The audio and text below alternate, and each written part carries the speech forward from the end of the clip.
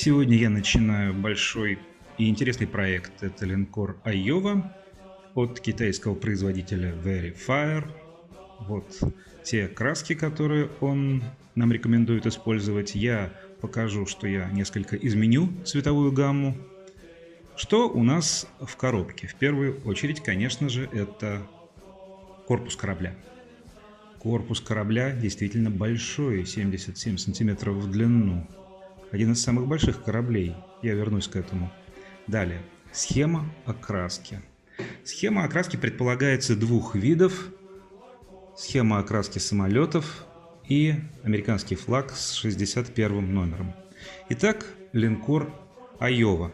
Я в первую очередь просматриваю детали, а теперь показываю вам первую страницу. Это корпус, он не литой. Кроме корпуса нужно заняться винтами, валами. Я выбираю вот этот светлый серый цвет для корпуса. Обязательно Navy Blue для палубы, Russet для днища и обязательно черный цвет, в данном случае Flat Black, 4 основных цвета. Сейчас я освобождаю корпус от литника.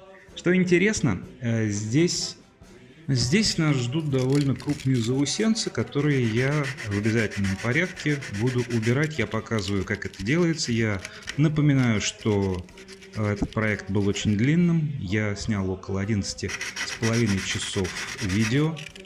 Естественно, что мне пришлось ужать это до 1,5-2 часов, пока мы с вами смотрим первую серию. Вот я убираю эти заусенцы. Заусенцев много. Вот еще один. Это нужно делать аккуратно. Почти сделано. Остался только один заусенец здесь, на носу корабля. Все. Теперь я соединю корпус. Это не очень удобно, то что корпус не сплошной, не литой. Тем не менее, хорошо, что у него есть переборки, то есть ребра жесткости. Я сейчас сразу показываю на проблему. В случае соединения корпуса время от времени в таких местах остается большая щель. Нужно от нее в любом случае избавиться. Итак, показываю современный ракетный атомный крейсер российский. Все уже видят, это Петр Великий, его размеры по сравнению с Айовой. Айова шире и Айова немного длиннее. В общем, это броневой пояс, который отсутствует у русского современного корабля. А это одноклассник, легендарный линкор Бисмарк. Видно, что у него скорее крейсерские обводы. И он тоже несколько уступает нашему американскому линкору. Это ребра жесткости, они же переборки. Сейчас я освобождаю их от литников для того, чтобы вставить их в корпус. Это хорошо, что их всего 3. Дело в том, что у Фуджими, например, было бы 8. И они были бы очень похожи друг на друга. Иногда я их путаю во время монтажа. Вот я их вставляю в корпус. И сейчас я корпус соединю. Нужно все время помнить о том, что нам нужно избавиться от щели в днище корабля.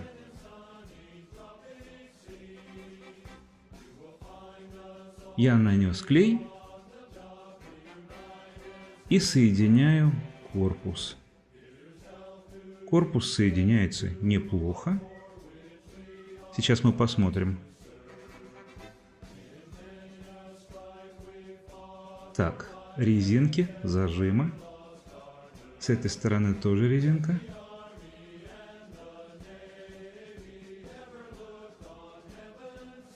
А вот теперь глянем. Нет, все-таки есть. Все-таки есть. Это щель. Поэтому для того, чтобы корабль принял форму, чтобы щели не было, нужно в качестве дополнительного ребра жесткости вставить сюда верхнюю часть палубы. Вот здесь будет проведена ватерлиния. У корабля нету четкого указания вот на этом вот месте борта, где должна быть ватерлиния, но тем не менее вы видите эти очень удобные линии, которые позволяют нам с точностью до миллиметра знать, где именно будет нарисовано. С помощью этой белой 3-миллиметровой ленты я формирую место под ватерлинию. Она аккуратно ложится вот таким вот образом.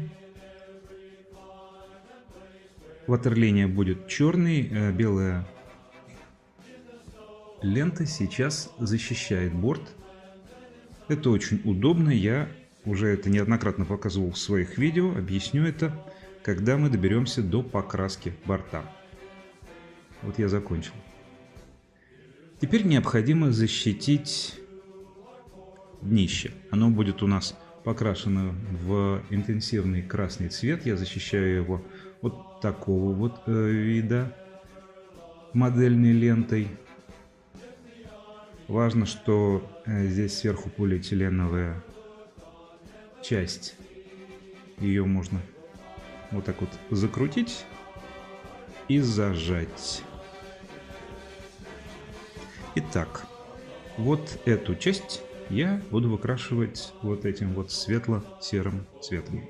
Сейчас я отвлекусь на очень важный момент для будущей покраски. Я показываю, что я делаю. Здесь я уменьшаю количество точек соприкосновения литника и детали.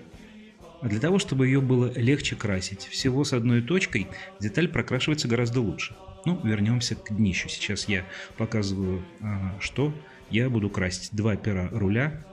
Вот эти вот поддержки валов винтов. Я точно не знаю, как они называются. Вот рули. Вот сами валы винтов. А с винтами интересная ситуация. Сейчас покажу. Винтов 4. У этого линкора 2 винта 6-лопастные, 5-лопастные. Прошу прощения. И 2 4-лопастные. Итак, я перехожу к окраске палубы Navy Blue, темно-синий военно-морской цвет. Здесь я показываю, что вот эти надстройки необходимо красить под углом, так чтобы на борта синяя краска не попала вот на эти вот борта.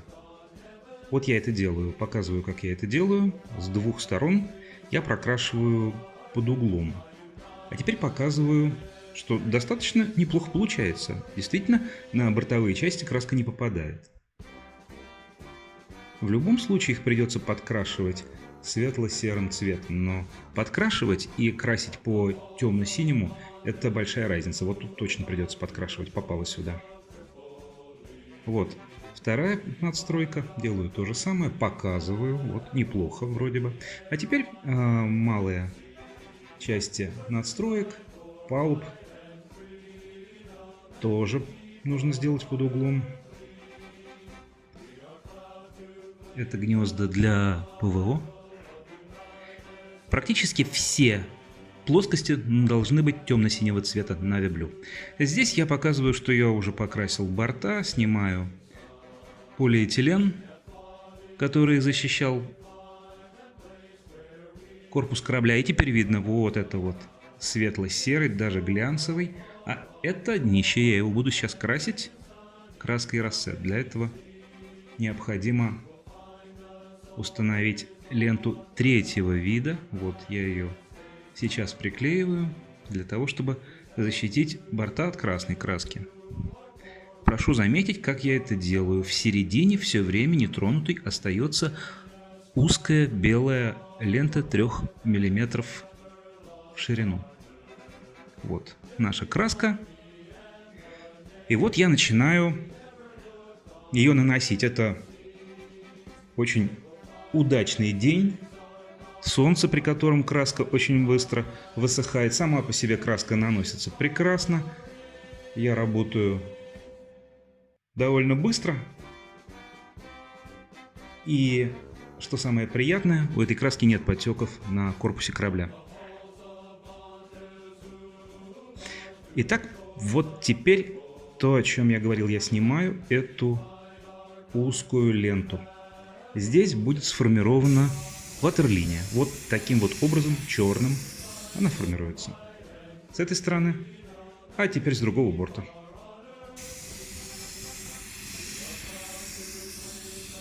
Самое время показать, что я делаю с деталями днища. Я их просто крашу. Они очень быстро сохнут. То, что я их кладу на полиэтилен, они уже сухие.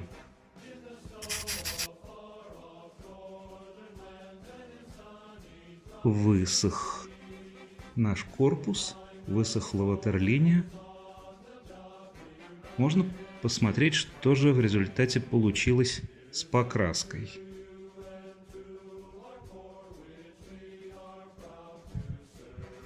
Я несколько раз делал ошибку и приклеивал винты вместе с валами винтов сразу, а потом, когда я снимал ленту, они отрывались. Не делайте так, это ошибка, делайте так, как я сделал сейчас. Приклеивайте их потом. О, вот самая большая проблема, пятно красной краски, она все-таки залилась под ленту корпус корабля. Теперь я покажу, как я крашу винты. Я использую акриловую краску Revell и кисть Ammo, первый номер. В общем, это не секрет. Практически все делают одно и то же. Моделисты берут зубочистку и вот таким вот образом прокрашивают винты кораблей. Я кладу несколько слоев серебряной краски. Почему серебряный? Ну, в данном случае это просто прихоть.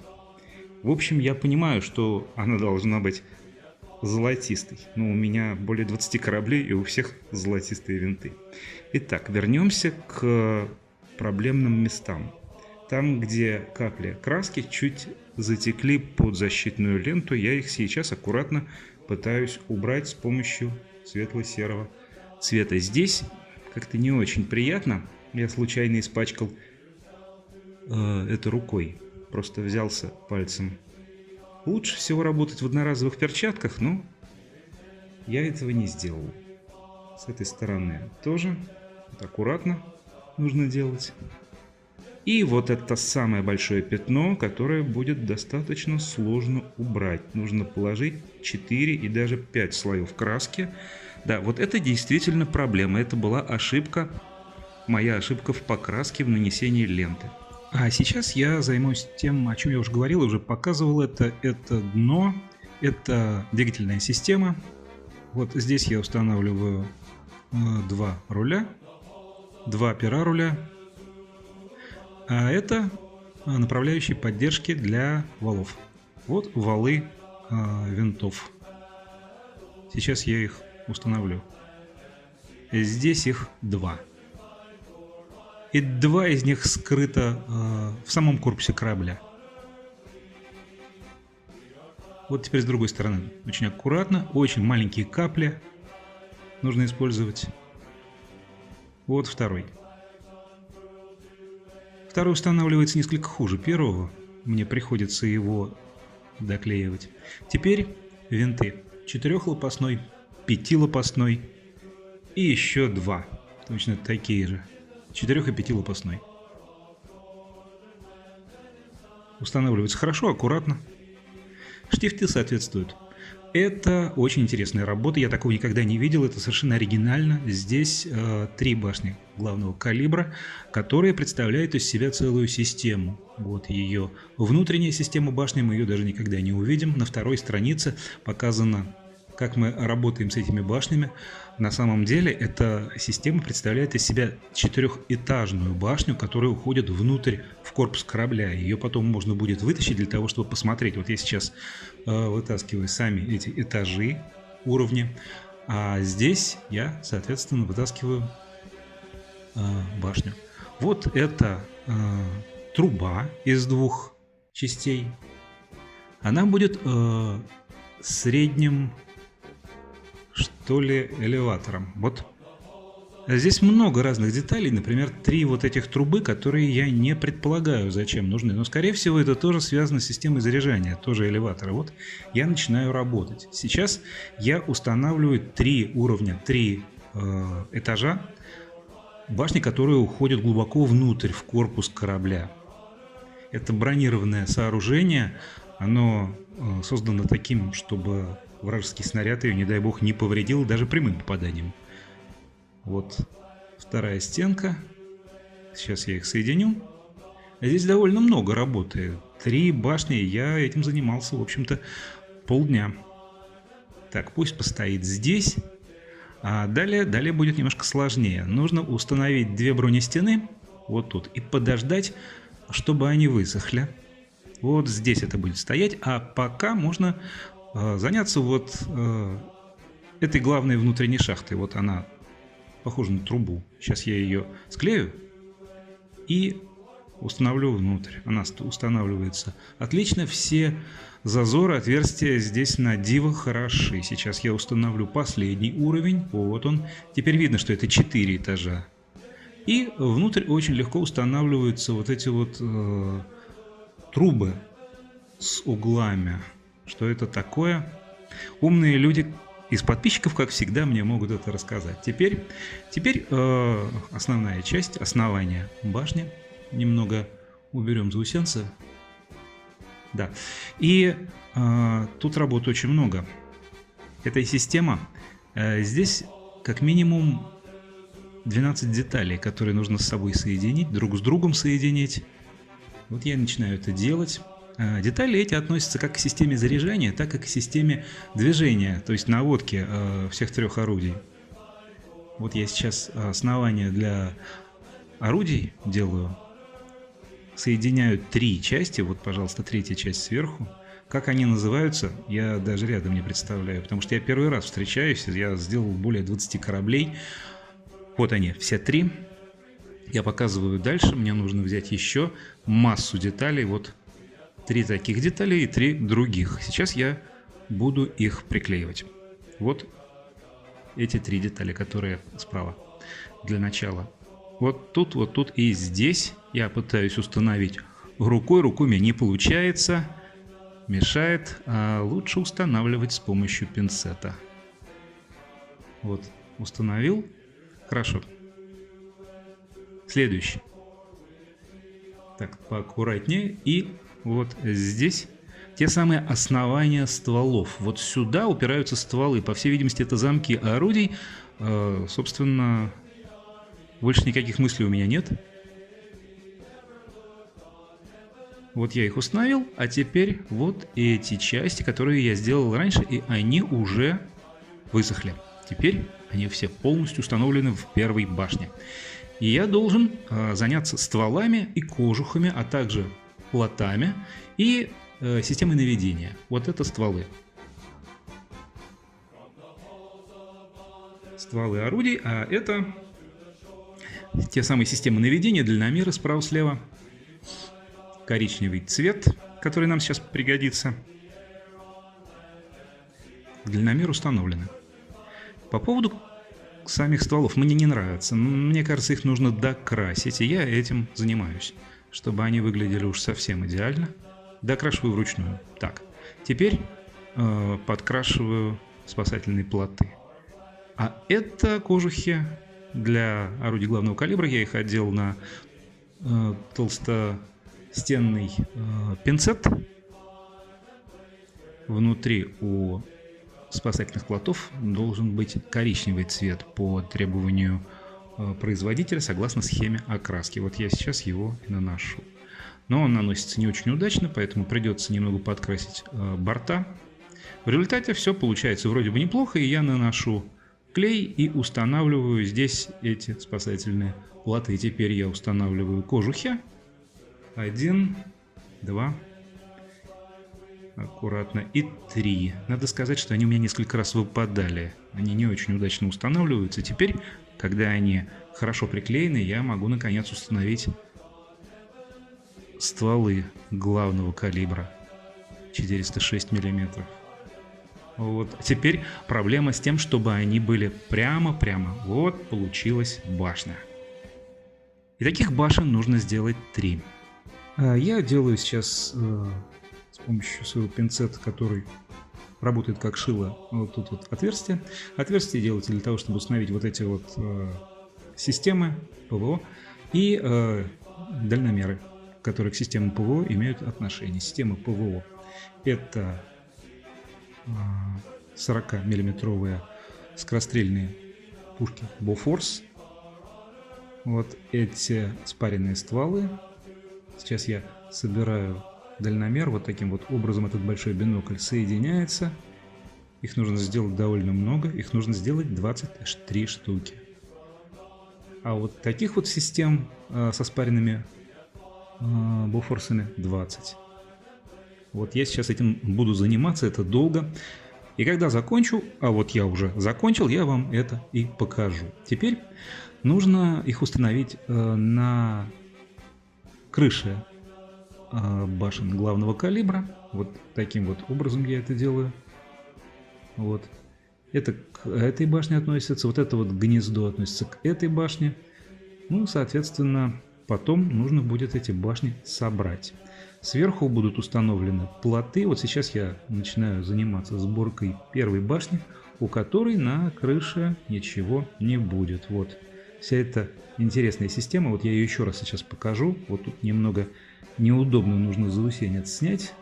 Так вот, вся эта интересная система, мы ее больше никогда не увидим. Я первый раз вижу такую поразительную детализацию. Это очень интересная идея. Мое уважение этому производителю. Сейчас основание башни будет соединено с системой.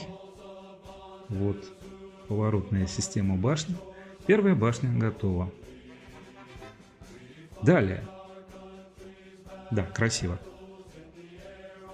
Здесь гнездо для противовоздушной обороны. Вот я его установил.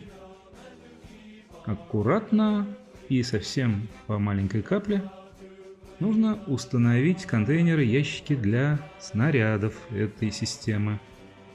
Вот. Теперь соединяем точно так же, как и в прошлый раз. Вот теперь все готово, полностью готово. Сюда мы устанавливаем Bofors. 4 ствола. Вот, установлен. Рядом будут двойные спасательные плоты. Сейчас я их соединю, склею. Сделано. И впереди будет вот это гнездо с системой наведения с дальномером. Вот. Показываю, тут впереди гнездо, здесь ПВО.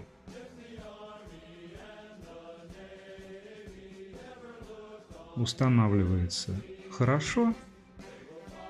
Аккуратно в эти два отверстия нужно вставить штифты. Теперь справа и слева устанавливаются вот таким вот образом двойные плоты.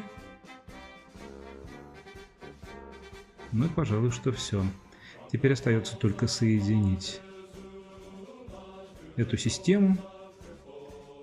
Как видите, здесь я немного по-другому это сделал. Сначала я соединил основание с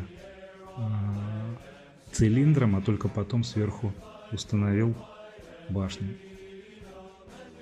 Тем не менее, мы видим 3 башни, они выглядят просто потрясающе.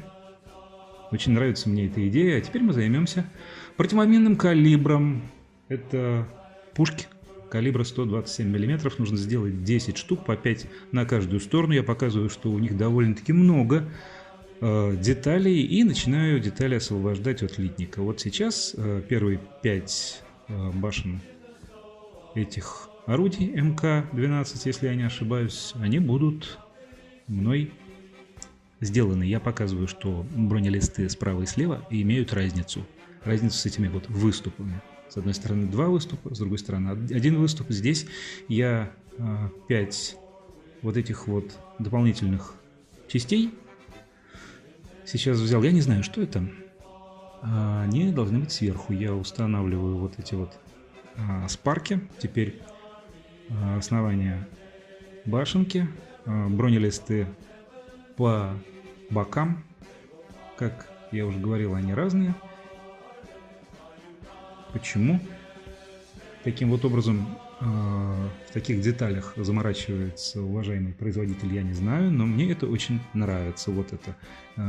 То ли это система вентиляции, то ли это относится к системе наведения. Опять же, вот подписчики, они мне все время подсказывают, потому что среди них есть очень много профессионально подготовленных людей. Я сделал все 10 башенок, они даже светятся. Довольно красивая краска получилась, как будто корабль только что покрашен и собирается в первый свой выход в море. Вот видно, что с одной стороны и с другой стороны разница есть. А вот теперь я занимаюсь мелкими деталями. Вот таких вот пушек нужно 53 сделать, вот таких вот деталей нужно 6, таких нужно 4. Собственно, здесь катушки, они же вьюшки, рельсы, направляющие для паровой катапульты единственного самолета, сам самолет. Вот я вырезаю детали самолета, освобождаю от литника, и вот это его пропеллер, его нужно будет покрасить в черный цвет. Сейчас я буду склеивать фюзеляж самолета, но перед этим нужно освободить от рамки очень ажурную кабину. Ее потом нужно будет согнуть. Склеивание фюзеляжа самолета здесь все просто. Детали устанавливаются легко. Внизу крылья и хвостовое оперение. Хвостовое оперение почему-то любит уходить вниз под углом. Его нужно поддерживать. Вот, не тот угол, а они должны немножечко вверх смотреть. Вот так. В общем, получилось все. И теперь я занимаюсь вот этими мелкими деталями, связанными с системами слежения, наведения. Вот. Очень мелкая деталь, такой крупный морской бинокль. Я вот даже дальномером будет назвать неправильно. По-английски он проходит под названием телескоп. Вот еще один, он самая мелкая деталь, которая здесь встречается. Вот так. Сверху вот он получился. Итак. Вот их нужно 2. Этих нужно 4. Этих нужно 6. Чтобы не забыть, я ими буду заниматься. А вот они все уже у меня и получились. Далее занимаюсь самолетом. Клею к нему поплавки на концы его крыльев. Или правильно будет сказать плоскостей. Большой поплавок под фюзеляжем. А теперь металлические части. Нужно будет, как я говорил, вот эту кабину, которую сейчас приклею, немножечко согнуть в полусферу. Вот я это уже сделал. Это сложно было достаточно. Потому что она и эллипс, и полусфера одновременно. Я покажу это чуть поближе. Сейчас. Вот. Только установлю винт на гидросамолет. Итак, разведчик-корректировщик готов. Вот как он выглядит. Выглядит он очень ажурно, красиво выглядит. Теперь стрела крана для этого самолета. Она состоит из 3 деталей. Вот 3-я деталь. Я склеиваю 2 части. Приходится воспользоваться зажимом. Вниз 3-я деталь, то есть ее основание. Так, нужен еще один зажим, потому что склеивается плохо. Вот. Рекомендую всегда, чтобы были зажимы и прищепки. Теперь вьюшки покрупнее и помельче. Вот эти вот покрупнее. Они состоят из 2 деталей. Нужно использовать вот этот пинцет. Почему? Потому что у него не закругленные края. Сгибать гораздо легче получается. Вот я сгибаю, показываю, как это у меня получилось. Теперь внутрь устанавливается, собственно, сама катушка. Аккуратно устанавливаю сначала, а потом, вот, показываю, а только потом использую чуть-чуть, одну каплю клея. Он туда очень хорошо проливается внутрь.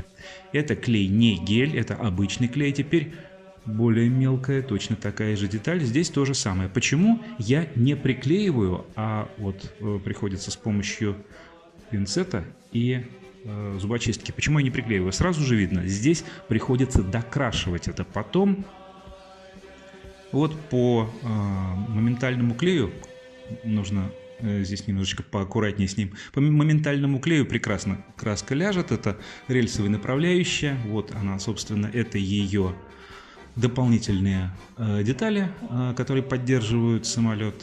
Сейчас я ее оттуда извлеку и буду склеивать. Вот металлические детали фототравления.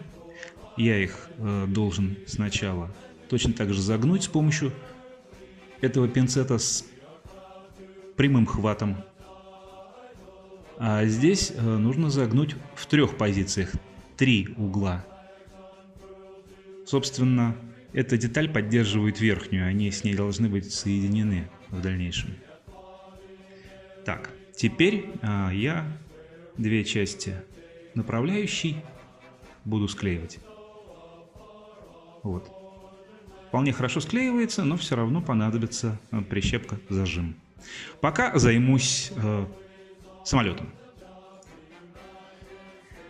В 2 словах я рассказал сейчас совсем немного о том, как делался этот прекрасный линкор. У меня очень много материала снято, и поэтому будет несколько серий. Мой видеоредактор не тянет 2-3-часовые фильмы, очень сильно тормозит. Поэтому я решил в этот раз гайд по сборке и покраске корабля Айова разделить на несколько серий. Следующую серию я планирую выпустить в марте 2022 года.